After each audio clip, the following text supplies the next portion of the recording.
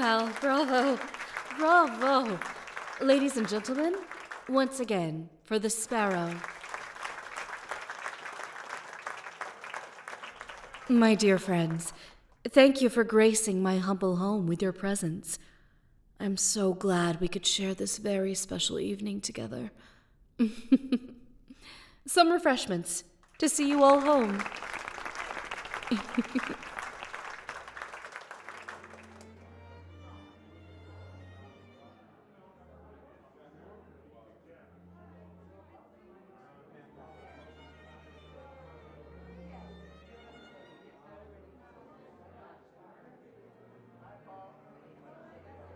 I hope you aren't trying to sneak away without saying goodnight. I'm sorry. I didn't mean to startle you. I wanted to find you so that I might, convey my personal appreciation of tonight's performance. No, my dear Bard. The honor is mine that you grace my house with your talents. I have a certain reputation to uphold, expectations to meet around these little soirees. My guests demand the new, the interesting, the next big thing. Your performance this evening has not disappointed them. Or me. I know it's late, but there is a matter I hope to discuss with you this evening. A commission of sorts, one might say. And another matter of a more personal nature. I must see my guests out, but I hope you'll stay and join me for a nightcap. Wonderful. Bernard here will see you to my private library, where you can refresh yourself. Bernard, don't let our guest get away. Oh, Lady Armire, I would love to ask who your tailor is. Do tell me.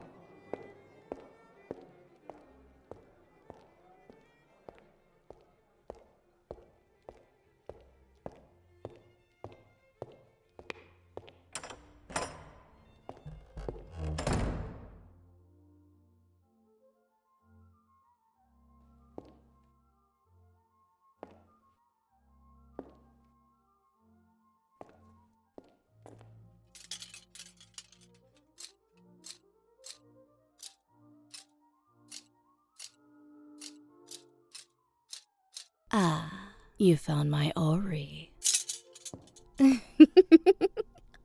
Oh, I'm so sorry, my dear Sparrow.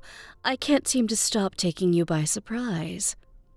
I suppose I do move rather quietly. Old habits.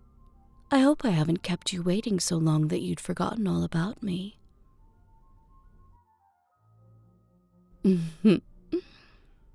Such a smooth talker, even by a bard's standards. Yes, this contraption you've found is my Ori.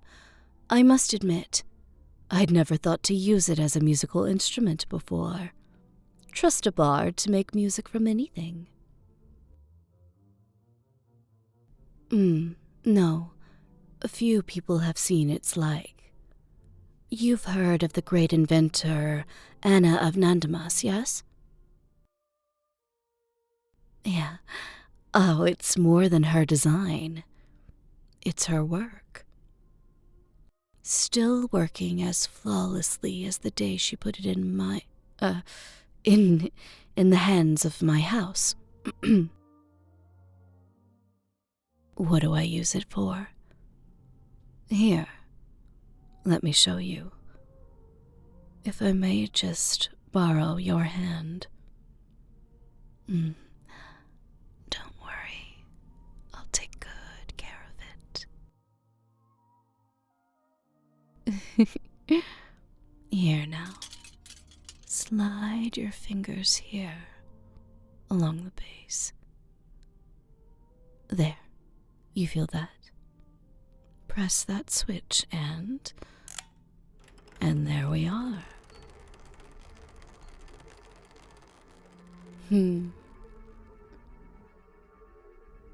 It's a beautiful little thing, isn't it? And that's exactly right. It's the movement of the heavens about our planet. The rose gold orb with the sapphires is Ramos. The silver and the white gold are Shima and Dita, respectively, all playing out for us on my library table. Hide it away in a vault? I could never. This isn't mere coin or soulless bars of metal. This is a masterwork. Its very nature demands that it be seen, showcased, admired. And I've always believed it's a sin to use something against its nature. Oh, you must go. Nandamas is full of wonders, a very mathematical people. I find it fascinating to compare their work to that of the geometric patterns of Vessi, the same ideas developed in such different ways. You've seen the Temple of Ru, of course. Oh? You haven't been to Vessi either? Never. You can't mean that literally. You've never been outside this city? Oh.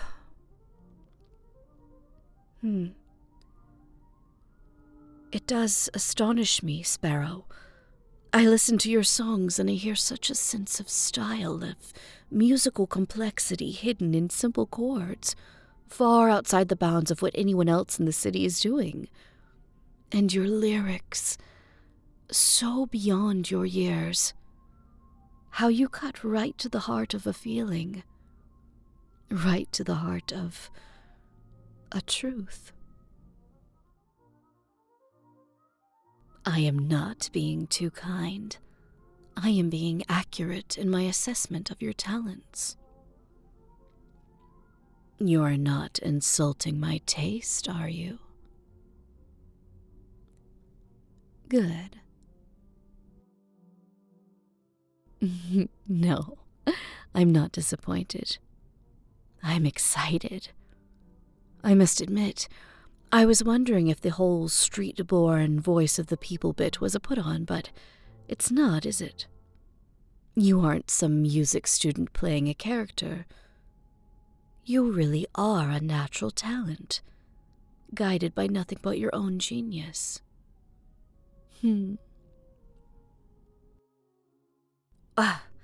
You cannot compare yourself as you are now to Anna at the height of her training and abilities. No, I think you must travel as soon as you can. You need exposure to bring your work to the world and to bring the world to you. You must start at Pelton and learn the Dorian scale. Oh, I cannot wait to hear an augmented fourth and a sparrow song. Take your leave. You can't leave. We're just getting... Oh dear, I see I've gotten rather ahead of myself. I do come on a bit strong sometimes. All right, far too strong. Apologies. Of course you may leave, Sparrow, if that is what you wish. But may I beg your indulgence? For 5 more minutes. There is the matter of the commission and the other personal thing. But first, there's something in my gallery I'd very much like to show you. Marvelous. Please, this way, Bard.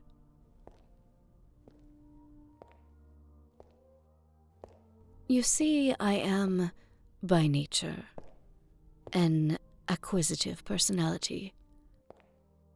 And Are you teasing me, Sparrow? You'd better look out. It's fine. I do appreciate a bit of cheek. Yes, fine.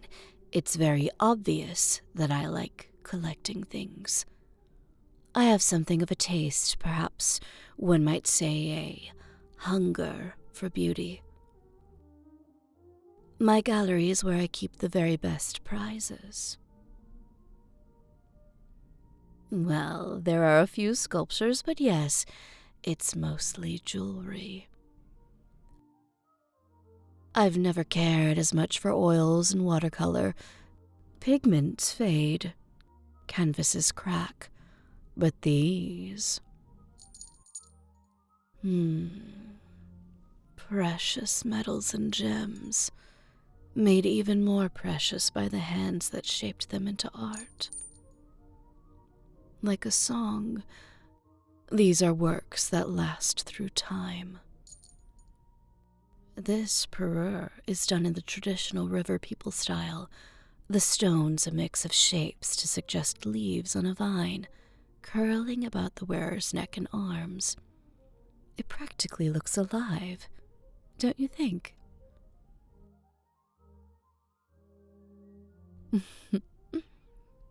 This tiara over here, from a Vesite artisan, seed pearls and pure jadeite beads in 10 shades of red, woven on platinum wires to create that astonishing architectural effect. Almost hypnotic, isn't it? But this necklace, this is what I wanted to show you. That pink stone in the center, that one, is one of the largest diamonds in the world. I happened to be there on the day that it was pulled from the earth. But it didn't sing until I brought it to the jeweler, to the queen of the phoenixes. They told me it would take them months to do such a stone justice. I engaged them for 3 years. When I returned, they had created this. The perfect cut to show off that star, set in this asymmetrical cascade of arthurite stones that hid the sculptural element. What a sculptural element indeed. A clever trick from the jeweler.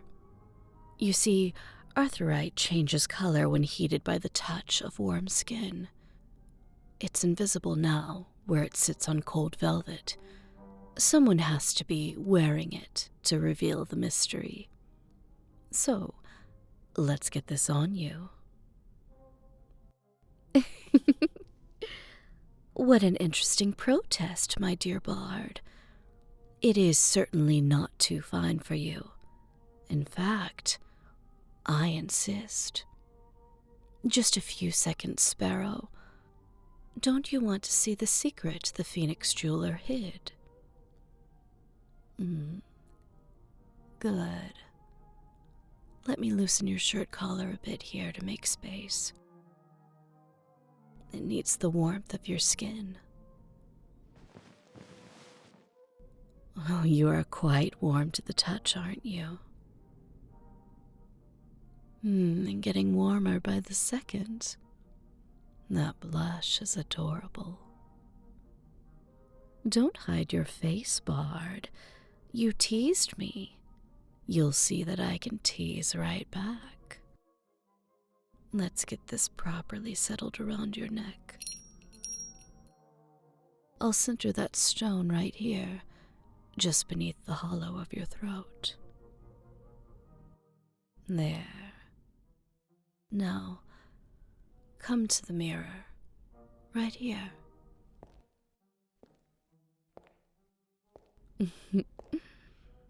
Now, open your eyes. Hands down. Don't touch. You've nothing to be shy about. It looks amazing on you. I knew it would. Straighten your shoulders and squint your eyes a bit as the arthurite warms to you. There. Can you see it? Exactly right, clever bard. It's a dragon. Curved around the neck and plunging down to capture the pink diamond in its jaws. Cheeky phoenix. I didn't even realize what they'd done until I was far away. I would have tipped them more. Why was that cheeky? I'm sorry. I've been a bit too slow in coming to the point. It's cheeky because it reveals the truth. I am a dragon.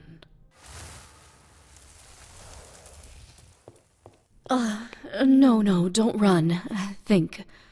I didn't invite you into my house and drape you in jewels to eat you, my wild little sparrow. Breathe. Breathe for me. There. Good. It seems once again I must apologize for startling you. Frankly, I didn't expect you to believe me quite so fast. Did I give something away? My footfalls were too quiet. Oh, yes. That makes sense. Some people have a certain natural resistance to illusion magics. You and your gift for truth. You can sense it, can't you? That corner of the eye feeling that something isn't quite right with my size. And of course, it would be the sound that you are sensitive to. Sparrow, are you all right? Oh, dear. Let's get you a little air.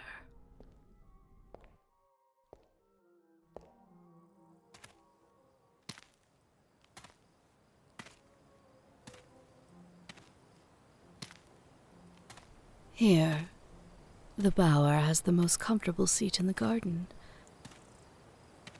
Let's get these pillows behind your back.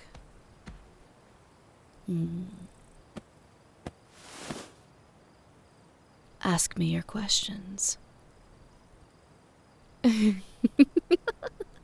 Ask me one at a time. Well, as the poet said, we're only mostly dead. Those of us dragons clever enough to adapt to the new human societies. Well, I can't speak for any dragon but myself, but I, personally, am doing quite all right. It was actually that hunger for beauty that saved me from the fate of my less temperate kin. It is no secret that my kind has certain acquisitive urges. As that urge develops, so too does the instinct to specialize, to fixate on a particular theme as we shape our hoard. And it turns out great works of art and beauty are rather scarce on the ground. Many were the raids in my younger days that left me with nothing but stacks of oily coin and plain goods I cared not for. As I grew older and more cunning, I mastered transmogrification and used it to scout ahead into the towns and caravans I planned to rob. And on one of those trips, a little artificer caught me staring in the window of his shop and challenged me to buy something or leave. I was stung. I pointed to the most expensive thing in the window, a silver lockbox set with emeralds, and asked if he had it larger and in blue. He said the words that changed my life. "I've got the stones if you've got the dough, friend. Half commission up front and you can pick it up in a week." I nearly fell over on the spot. I was awash in coin and bullion more than I cared for, but this blessed man had just given me the alchemical recipe to transform it to the thing I desired most in the world. It was an odd feeling. The first time I opened my fist and willingly let slip a part of my hoard, small as that purse was. But, oh, when my little artificer put that sapphire lockbox in my hands, I spent more and more time as in my humanoid forms. My hoard grew exponentially, a word I learned from my new human friends. I discovered entire genres of beautiful things that racked me with joy. Intangible things I'd never dreamed of as a young reptile raising myself in a cave. Literature, mathematics, music, the international banking system, and a little thing called compound interest.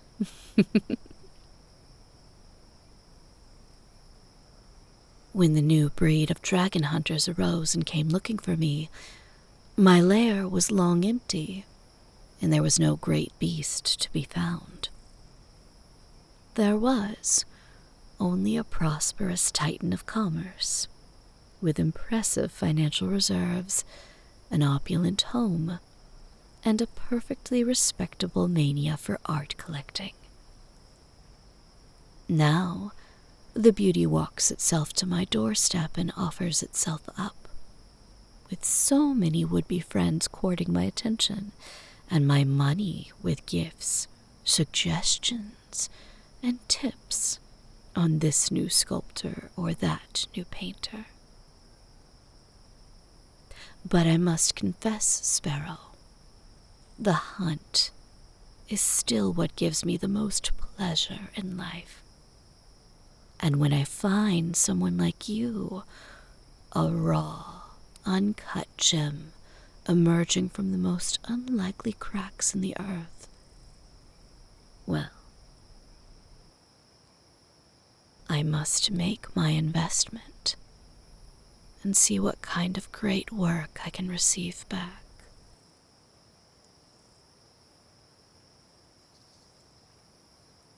You're shivering. May I put my arm around you?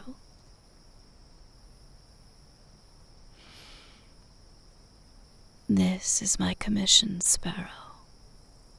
Travel wherever you like. Train and study anything you want. I will fund you now and give you letters of credit to draw more when you need. In return, you will perform your songs around the world and let them spread. And a year and a day after you leave the city, you will come back to me here, and you will sing me something beautiful and true.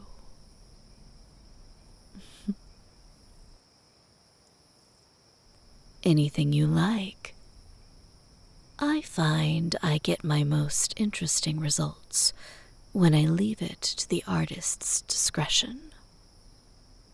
We'll get to the other thing. First, my commission. Do you accept my terms? Wonderful. Bernard will make the arrangements in the morning. Put together some maps and names, other resources. You may leave as soon as you desire. Now that our business is settled, there is that other personal matter to discuss.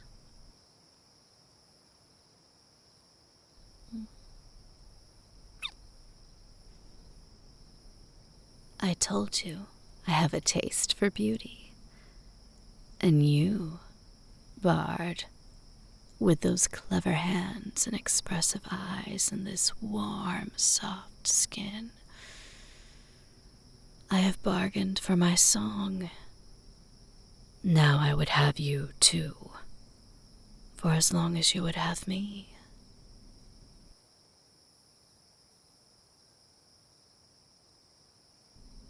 Oh, my sweet sparrow, I told you. It's a sin to use something against their nature. Do you think I don't know a wild bird when I see one? I will not cage you. You may leave as soon as you wish. But for tonight, yes. If you will have me, my free little bird, let me possess you tonight, before you fly away from me in the morning.